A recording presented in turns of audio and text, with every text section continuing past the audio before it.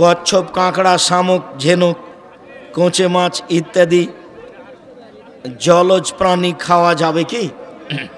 অনেক দিন আগে, প্রায় 15 বছর আগে, গাজীপুর কোন জায়গায় আমার এখন মনে নাই, গাজীপুরেই আর কি।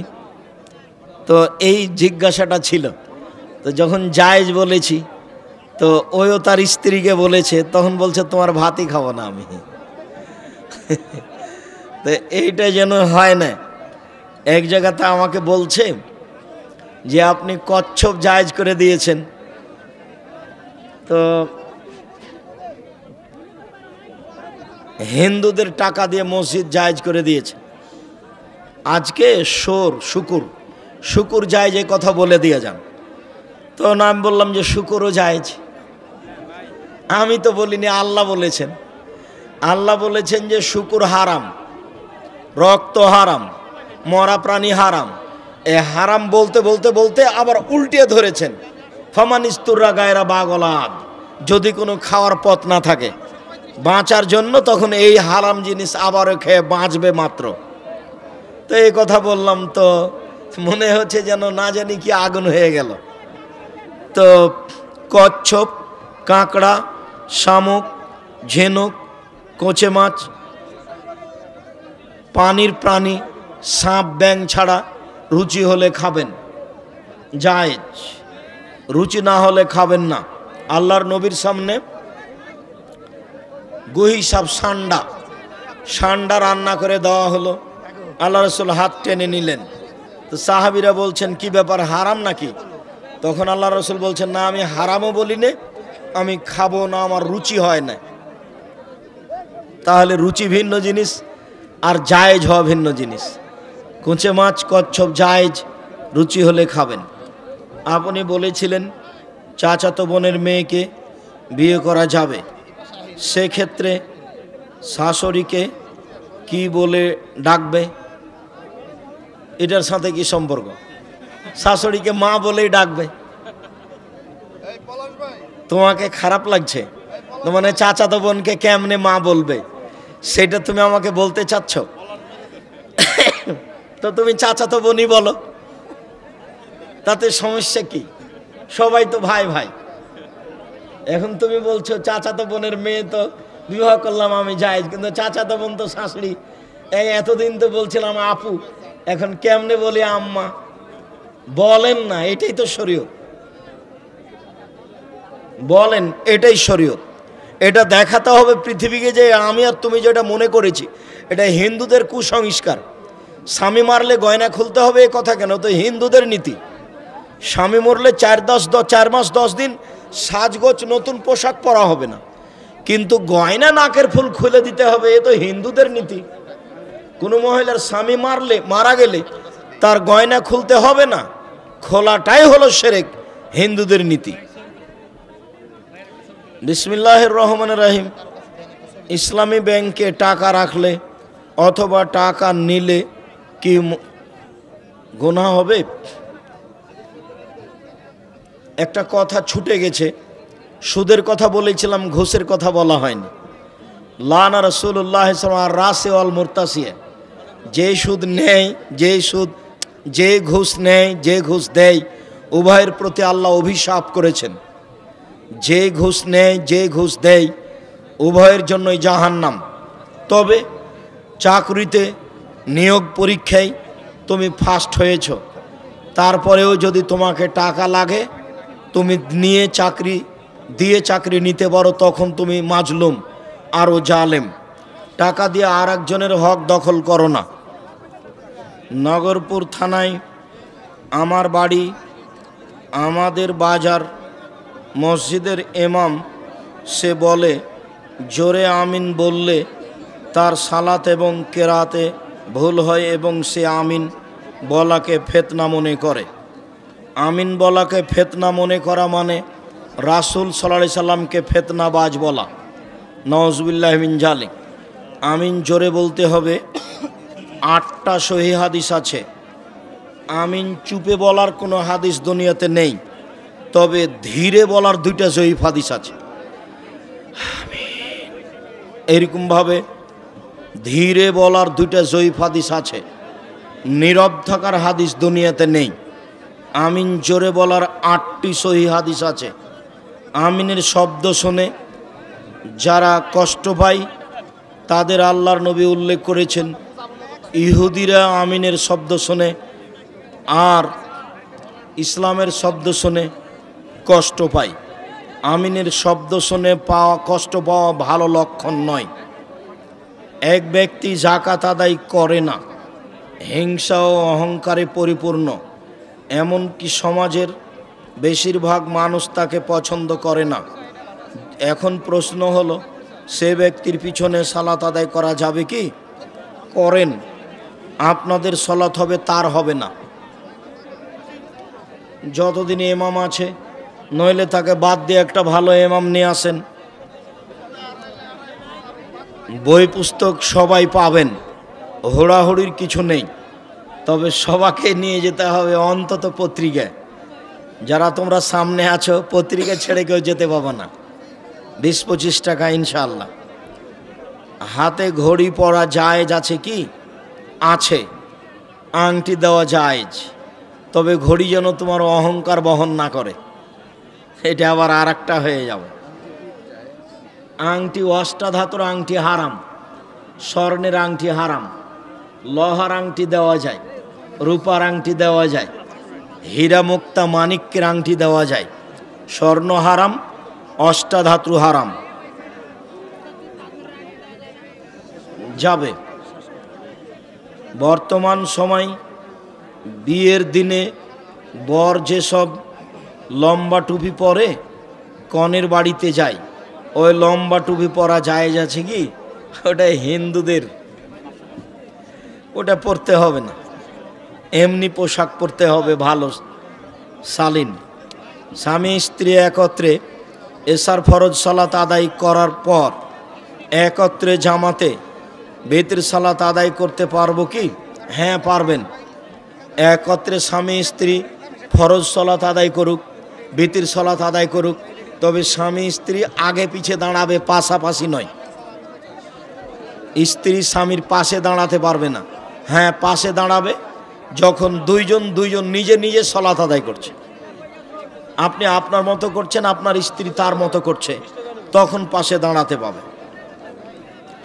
জামাতে নামাজ আদায় করার জন্য কাতার সোজা হয়ে দাঁড়াতে হয় এবং প্রথমে পুরুষ, তারপর শিশু, তারপর নারী, এ কথা শুনেছি। জি, ঠিক আছে। আরেকটু বেশি, প্রথমে জ্ঞানী গুণী মানুষেরা, তারপরে ছোট বাচ্চারা, মহিলারা ভিন্ন কাতারে আরও অনেক পিছে বা পার্শ্বে। আমার মায়ের মুখের ভাষা খুবই অশ্লীল, খারাপ এবং ঝগড়াটে। মন মানসিকতা, যাক, তোমার কথা আমি বুঝতে পেরেছি, লম্বা কথা। এবং কি আমার স্ত্রীর বাসর রাতের আংটি যা আমি মহারানা স্বরূপ দিয়েছিলাম, সেটিও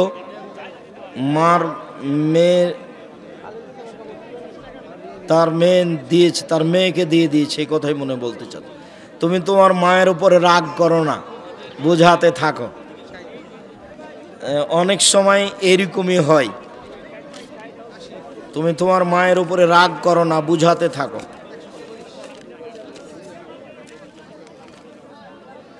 আসসালামু আলাইকুম। শায়েখ, সুন্নাত ও হাদিসের পার্থক্য আছে কি?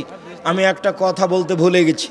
আব্দুল্লাহর একটা বই আছে, আমরা হাদিস মানতে বাধ্য, মানে কোরআন আর হাদিসে, কোরআন আর সুন্নাত আর হাদিসে পার্থক্য আছে। এই জন্যই আব্দুল্লাহ বইটা লিখেছে, আমরা হাদিস মানতে বাধ্য, মানে সুন্নাত আর হাদিসে পার্থক্য নেই, এটাই হলো মূল কথা বইটার নাম হলো আমরা হাদিস মানতে বাধ্য। আব্দুল্লাহর গুরুত্বপূর্ণ বই একটা মিন্নাতুল বারি, তার পাশে গুরুত্বপূর্ণ বই হচ্ছে আমরা হাদিস মানতে বাধ্য। যাওয়ার সময় দেখবেন বইটা আছে কি না, আমরা হাদিস মানতে বাধ্য।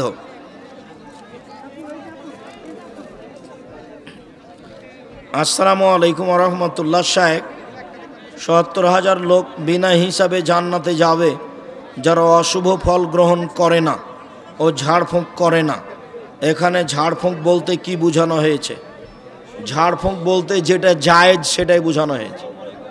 ঝাড়ফুঁক দিয়ে কোনো সেবা নেয় না, চিকিৎসা নেয় না, আল্লাহর উপরে ভরসা করে থেকে যায়। কোরআন মাজিদ পড়ে ঝাড়ফুঁক করা যায়, এটুকু নেয় না, আল্লাহর উপরে ভরসা করে থাকায় থেকে যায়। এরাই হলো 70,000-এর অন্তর্ভুক্ত। ব্যাংকে টাকা রেখে রাখা যাবে, রাখেন, ওতে যেটা লাভ এসেছে সেটা আপনি খেতে পাবেন না, সেটা ফকির মিসকিনকে দিয়ে দিতে হবে, জামিয়া সালাফিয়া পাঠিয়ে দিতে হবে, নির্মাণের কাজে লাগিয়ে দেওয়া হবে, মসজিদে নয়।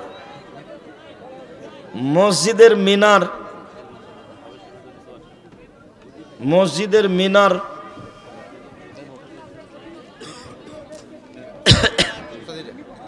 প্রিয় বড় ভাই, আসসালামু আলাইকুম।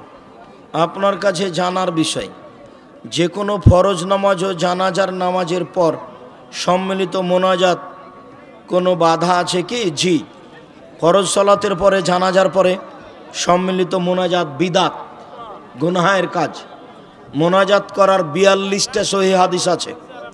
দোয়ার একটা বই আছে, দেখেন, আইনে রাসূলুল্লাহ সাল্লাল্লাহু আলাইহি ওয়াসাল্লাম দোয়া অধ্যায়, 32টা হাদিস সহিহ উল্লেখ করা আছে, 36টা বুখারী মুসলিম থেকে আছে, আর 16টা স্থান উল্লেখ করা আছে।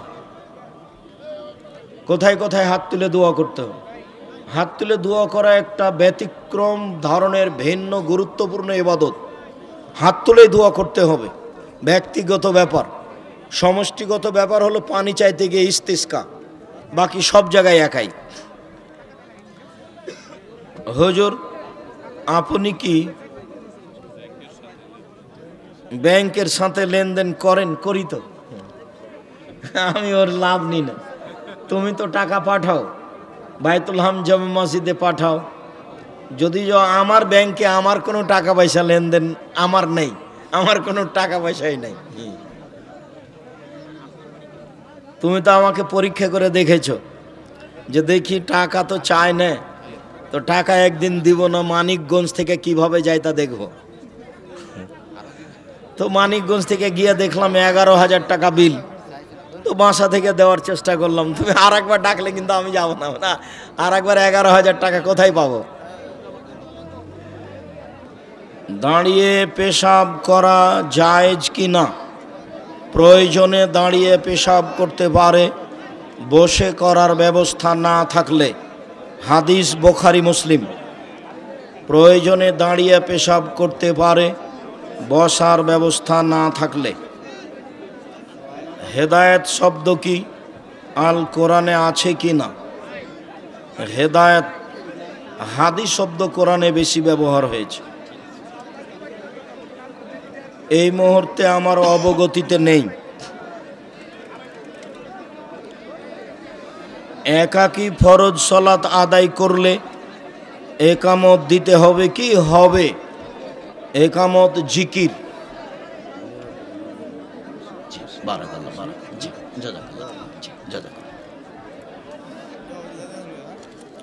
নারী পুরুষ সবাকে একামত দিতে হবে। যৌতুক দেওয়া কি পাপ? জি, যৌতুক দেওয়া মহা পাপ। যৌতুক নয়, মোহর দিতে হবে। যৌতুক নেওয়া হারাম। মেয়ের বাপ নিরুপায় হয়ে যৌতুক দিচ্ছে, এটা তার নিরুপায়। আমরা কোন নেতার বায়াত গ্রহণ করতে পারি?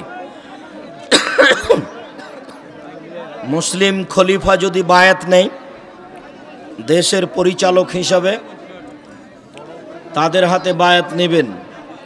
সাংগঠনিক নেতা বায়াত নিলে আপনি কয়জনের হাতে বায়াত করবেন?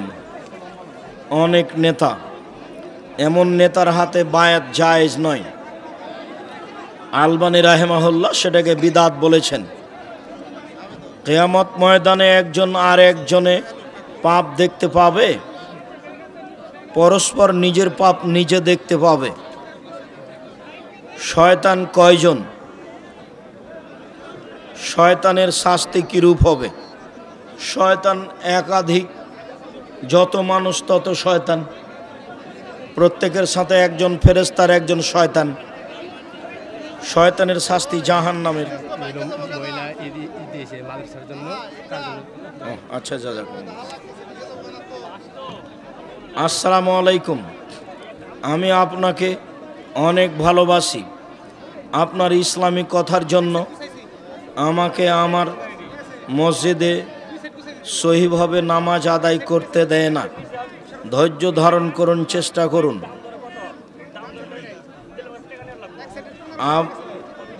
আবু মতি বলখি থেকে ইমাম আবু হানিফায়ের একটি প্রসিদ্ধ কথা বর্ণিত আছে যে আল্লাহ আসমানে না জমিনে। এ বর্ণনা প্রায় সকল মুহাদ্দিস তাদের আকীদার জন্য বলে থাকেন। আল্লাহ সপ্তম আকাশের উপরে থাকেন, এটাই ঠিক। আল্লাহ সপ্তম আকাশের উপরে থাকেন, এটাই সত্য। আল্লাহ মানুষের সাথে থাকেন না। আল্লাহর ক্ষমতা, আল্লাহর দয়া মানুষের সাথে থাকে। হানাফি মাযহাবের আলেমেরা একটি হাদিস বলে যে আল্লাহর রাসূল বলেছেন, কিয়ামতের পূর্ব মুহূর্তে খোরাসান এলাকা হতে কালো পতাকাবাহী একদল মুজাহিদ বাহির হবে, যারা পরবর্তীতে ইমাম মাহদী ও ঈসা আলাইহিস সালামের সৈনিক হবেন। হাদিসটি কি জয়ীফ নাকি সহি? এ মর্মে সহি হাদিস আছে। ইমাম মাহদী আসবেন, ঈসা আলাইহিস সালাম আসবেন। স্ত্রী স্বামীকে যদি তালাক দেয় তাহলে মোহরানার টাকা স্বামীকে কি পরিশোধ করতে হবে? স্ত্রী স্বামীকে তালাক দিলে মোহরানার টাকা পরিশোধ করতে হবে না, বরং মোহর দেওয়া থাকলে মহিলা মোহর ফেরত দিবে।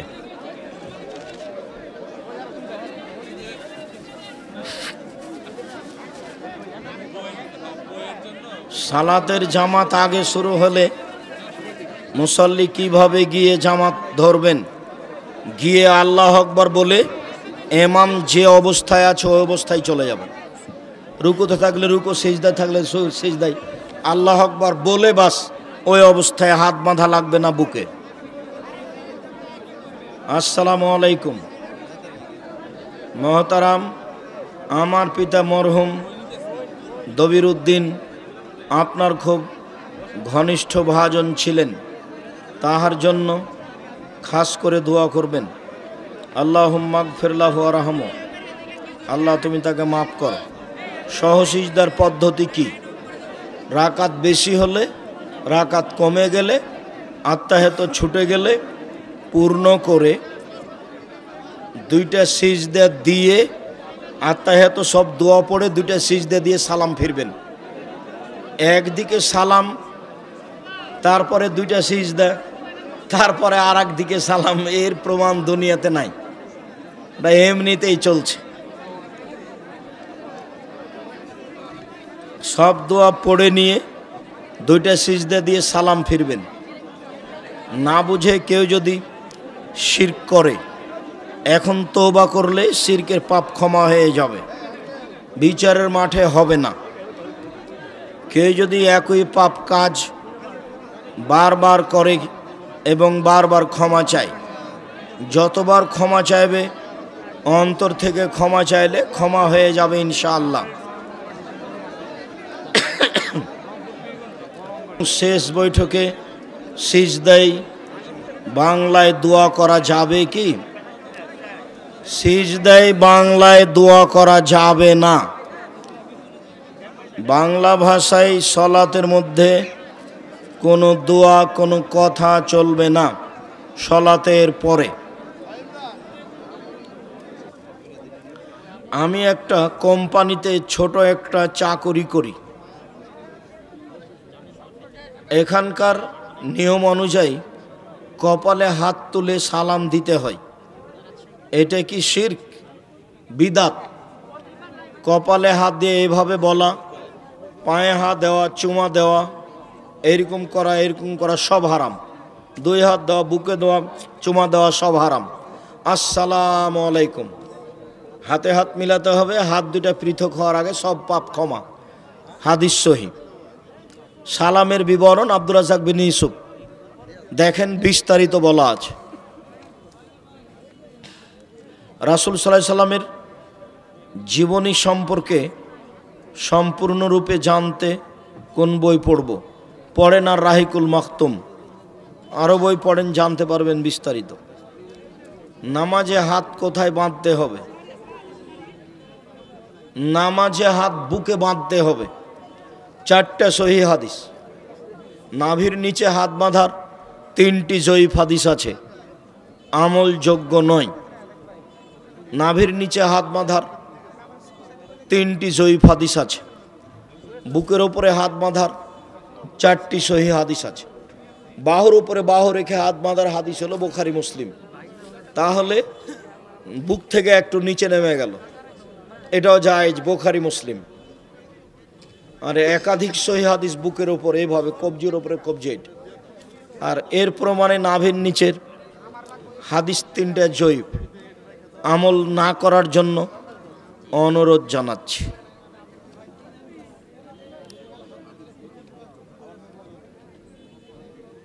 যে আচ্ছা, ওগুলো পুতুল টুতুল মানুষ বলে, ওগুলো আপনি বলবেন কেন? বাচ্চার খেলার উদ্দেশ্যে পুতুল ক্রয় করা যাবে কি? জি না, হারাম।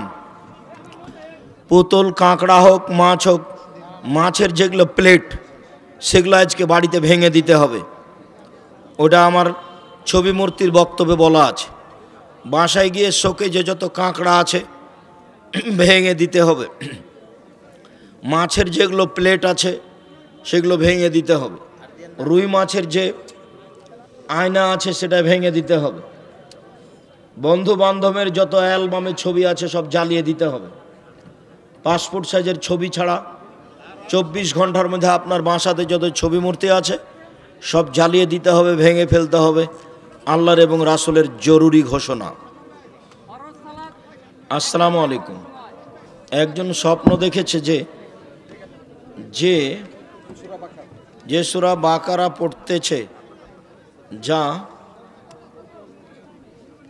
বাকারার কয়েকটি আয়াত পড়েছে এবং স্বপ্নটির ব্যাখ্যা বলবেন। ভালো, স্বপ্নটির ব্যাখ্যা তেমন কিছু নয়। আর স্বপ্ন মূলত স্বপ্নই, স্বপ্ন কোনো দলিল নয়। আপনি সূরা বাকারা পড়ছেন, ভালো, আপনি কোরআন মাজিদ পড়াতে অভ্যাসী হন, বিশেষভাবে সূরা বাকারা পড়তে পারে না, অলস।